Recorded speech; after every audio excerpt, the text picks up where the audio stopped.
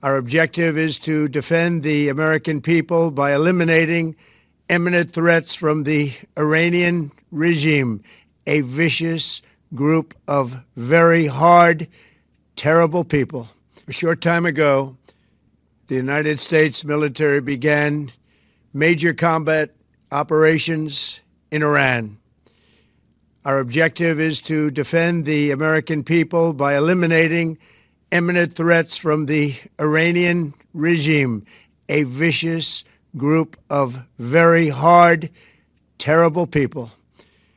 Its menacing activities directly endanger the United States, our troops, our bases overseas, and our allies throughout the world. For 47 years, the Iranian regime has chanted death to America and waged an unending campaign of bloodshed and mass murder, targeting the United States, our troops, and the innocent people in many, many countries. Among the regime's very first acts was to back a violent takeover of the U.S. Embassy in Tehran, holding dozens of American hostages for 444 days. In 1983, Iran's proxies carried out the Marine barracks bombing in Beirut that killed 241 American military personnel. In 2000, they knew and were probably involved with the attack on the USS Cole. Many died.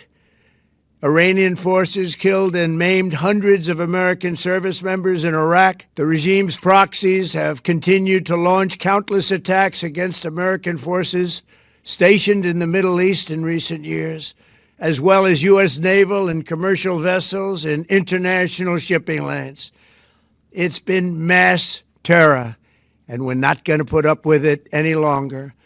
From Lebanon to Yemen and Syria to Iraq, the regime has armed, trained, and funded terrorist militias that have soaked the earth with blood and guts.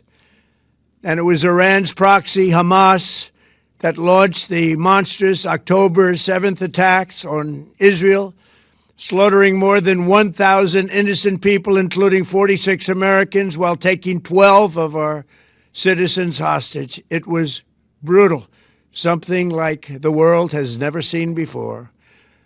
Iran is the world's #1 state sponsor of terror and just recently killed tens of thousands of its own citizens on the street as they protested. It has always been the policy of the United States, in particular, my administration, that this terrorist regime can never have a nuclear weapon. I'll say it again, they can never have a nuclear weapon. That is why in Operation Midnight Hammer last June, we obliterated the regime's nuclear program at Fordow, Natanz, and Isfahan. After that attack, we warned them never to resume their malicious pursuit of nuclear weapons, and we sought repeatedly to make a deal. We tried. They wanted to do it. They didn't want to do it. Again, they wanted to do it. They didn't want to do it. They didn't know what was happening. They just wanted to practice evil. But Iran refused, just as it has for decades and decades.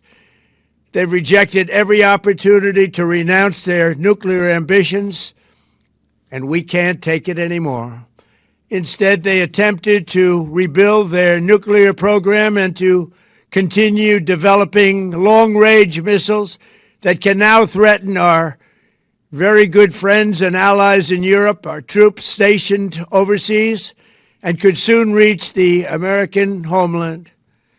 Just imagine how emboldened this regime would be if they ever had and actually were armed with nuclear weapons as a means to deliver their message.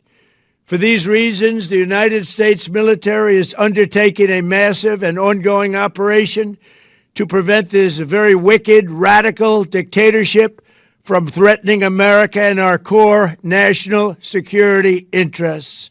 We are going to destroy their missiles and raise their missile industry to the ground. It will be totally, again, obliterated.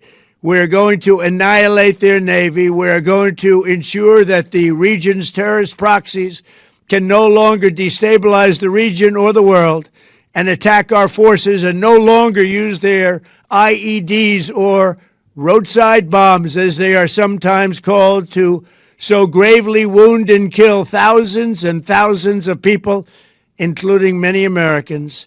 And we will ensure that Iran does not obtain a nuclear weapon. It's a very simple message. They will never have a nuclear weapon. This regime will soon learn that no one should challenge the strength and might of the United States Armed Forces. I built and rebuilt our military in my first administration, and there is no military on earth even close to its power, strength, or sophistication. My administration has taken every possible step to minimize the risk to U.S. personnel in the region. Even so, and I do not make this statement lightly, the Iranian regime seeks to kill. The lives of courageous American heroes may be lost, and we may have casualties. That often happens in war. But we're doing this not for now. We're doing this for the future, and it is a noble mission. We pray for every service member as they selflessly risk their lives to ensure that Americans and our children will never be threatened by a nuclear-armed Iran. We ask God to protect all of our heroes in harm's way, and we trust that, with His help, the men and women of the armed forces will prevail. We have the greatest in the world, and they will prevail. To the members of the Islamic Revolutionary Guard, the armed forces, and all of the police, I say tonight that you must lay down your weapons and have complete immunity, or, in the alternative, face certain death. So, lay down your arms. You will be treated fairly with total immunity, or you will face certain death. Finally, to the great proud people of Iran, I say tonight that the hour of your freedom is at hand. Stay sheltered. Don't leave your home. It's very dangerous outside. Bombs will be dropping everywhere. When we are finished, take over your government. It will be yours to take. This will be probably your only chance for generations. For many years, you have asked for America's help, but you never got it. No president was willing to do what I am willing to do tonight. Now you have a president who is giving you what you want. So let's see how you respond. America is backing you with overwhelming strength and devastating force. Now is the time to seize control of your destiny and to unleash the prosperous and glorious future that is close within your reach. This is the moment for action. Do not let it pass. May God bless the brave men and women of America's armed forces. May God bless the United States of America. May God bless you all. Thank you. Subscribe, share, like, and comment.